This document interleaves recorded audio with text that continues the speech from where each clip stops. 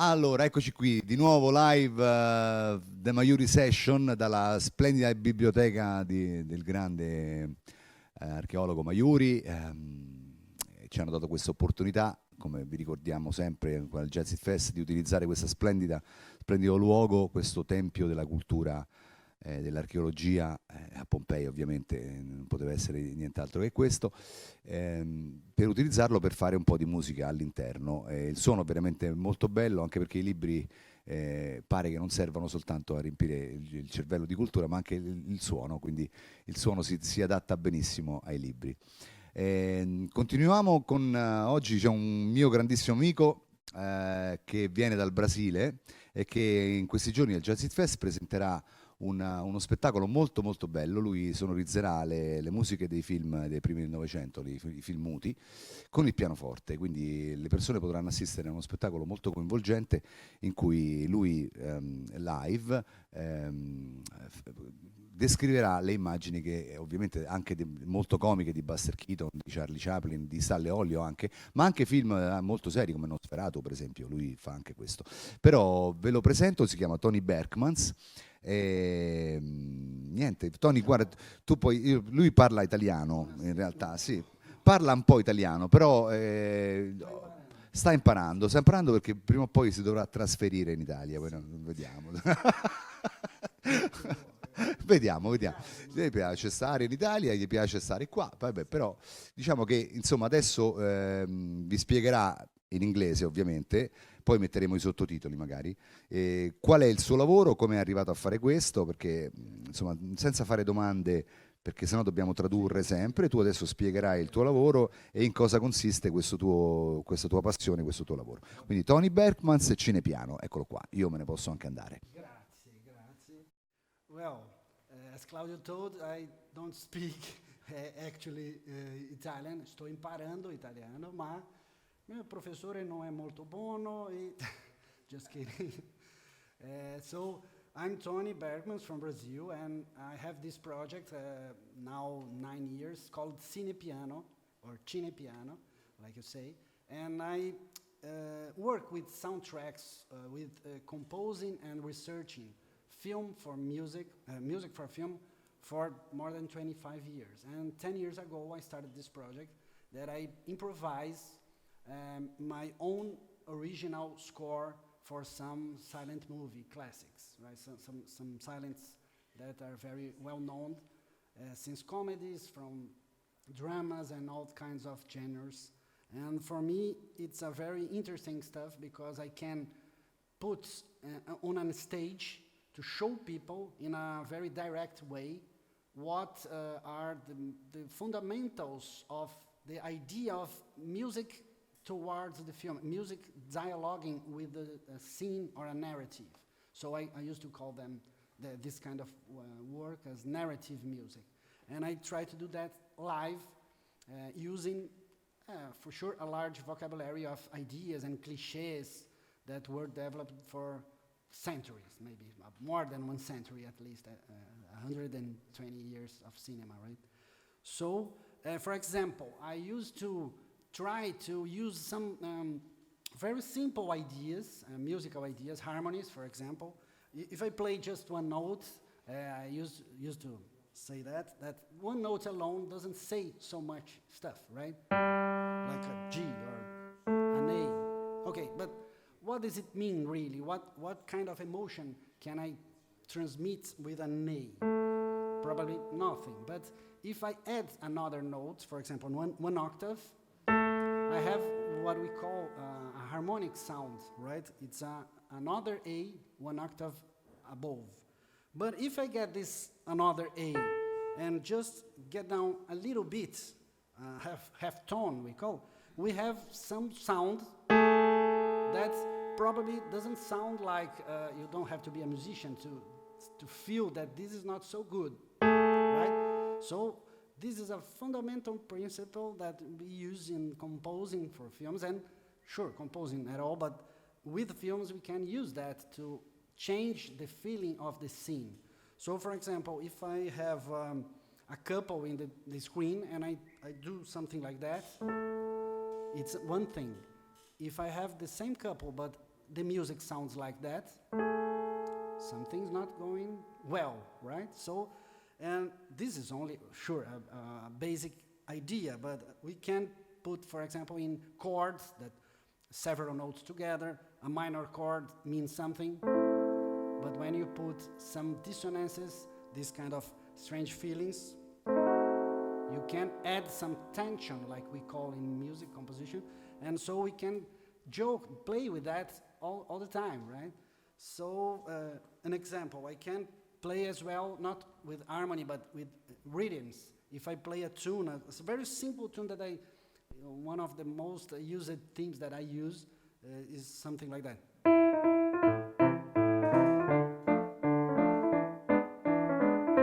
If I change only the tempo of the song, I can change the feeling as well. Like,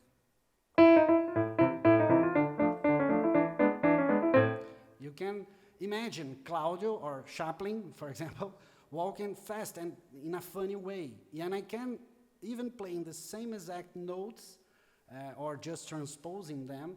I can make this feel a little bit more funny or more slow, changing the rhythm and the octave, for example.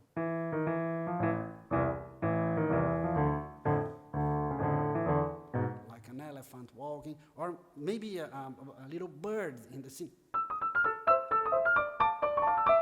And I can as well to make what we call in music variations of this.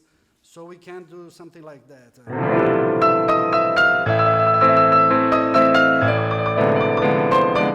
You can transform that little idea, that little motif, like we say, in something different. And this is the most powerful tool of music, not only towards the movie, but in cinema, this is very frequent. Sure, there are thousands of cliches, but these cliches are very useful for us that want to convey some emotions in film, right? So I use actually dozens of cliches and ideas. For example, if I play one note, single note like that, it's one thing. Imagine if I do an appoggiatura, like you say. It's more funny, right? I can add something. The several styles of music are also kinds of sources of inspiration. For example, the blues. The blues is, like we say, we can have a chord here, G major, and then I can put, for example, a blue note. And if I'm going to create a melody, I can put this blue note and I have a different feeling that without that. For example, now with blue note. And I can add, for sure, dozens of blue notes, right? Like that. These blue notes can add some joy, some happiness, some funny aspect to the tune that I'm composing, right? That I'm playing. And these are the sum of the ideas that I use to convey.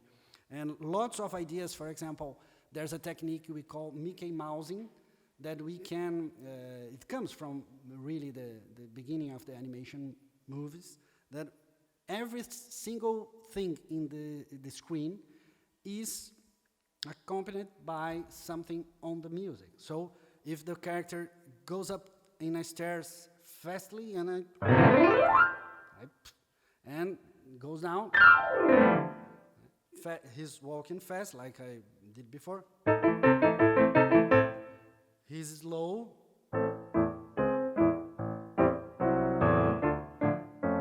And suddenly a monster. And then that was nothing. It was just a joke. So I can, in my live concerts, it's difficult to play here, but you have to go to the live concert to feel what I try to tell every time in the scene. In a comedy, I change my music all the time. It's impossible to play one tune. That's why we used to do, and I particularly used to improvise, because with improvisation you can do anything that you want. For example, If I'm playing some tune for Stunning Olio, for example, Laura and Hardy, right? And I love to play funny themes like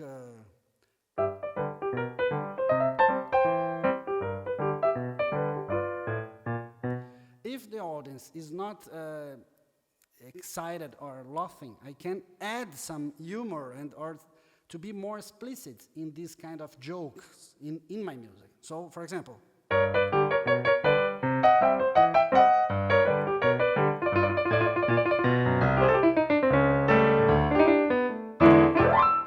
know, I can be clear that that's a joke, and in the other hand, I can do the opposite as well. If I don't want people to laugh so much, I can be more, you know, easy on that, see?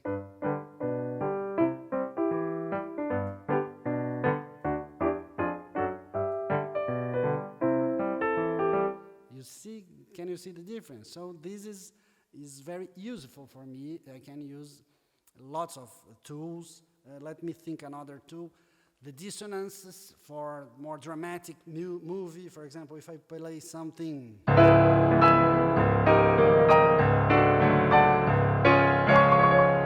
know, so it's clear that something is not very nice. It's very different from. So I can add dozens of kinds of emotions to that scene. That's my whole concept. I can manipulate emotions of the audience. That's the idea. That's the idea of putting live a soundtrack in a silent movie, right? And in a silent movie, it's especially important, I believe, especially important because there's no dialogue or sound effects. So the music takes a more even important role on that structure, you see, that feel. So it's actually, it's a great responsibility for me to play along these silent classics, right?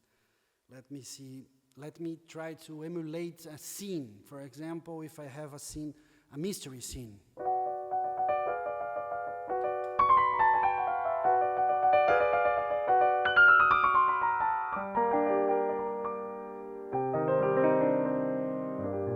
But suddenly it's going to be a romance.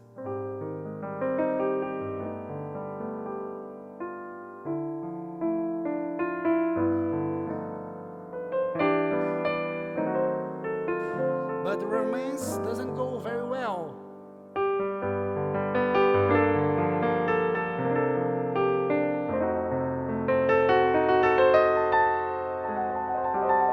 You see, I'm just changing the emotions. And then suddenly, I think very bad happens in this scale.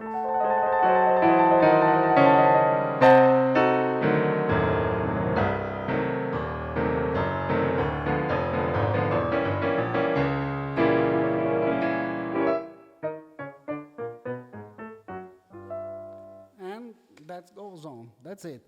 Cinepiano is very fun for me, and I think that the most important thing in this kind of improvisation is not actually my music. I don't have to sound so much, so well. Actually, it doesn't matter. I have to sound like the movie wants to, right? So it's not useful to play a beautiful tune, fantastic pianistic technique, if I'm not really into the movie, into the feel of the movie. That's the idea of Cinepiano, right? So people, I think that's it, right? I don't know what guys say, but I'm going to play a tune that I believe that I'm going to perform this night, because tonight we are going to accompany, I'm going to play along two movies, one from Stan Olio and the other one from Buster Keaton. He's a very great artist of silent movies like Charlie Chaplin. And we are going to do two short movies tonight. So hope to see you guys there, right?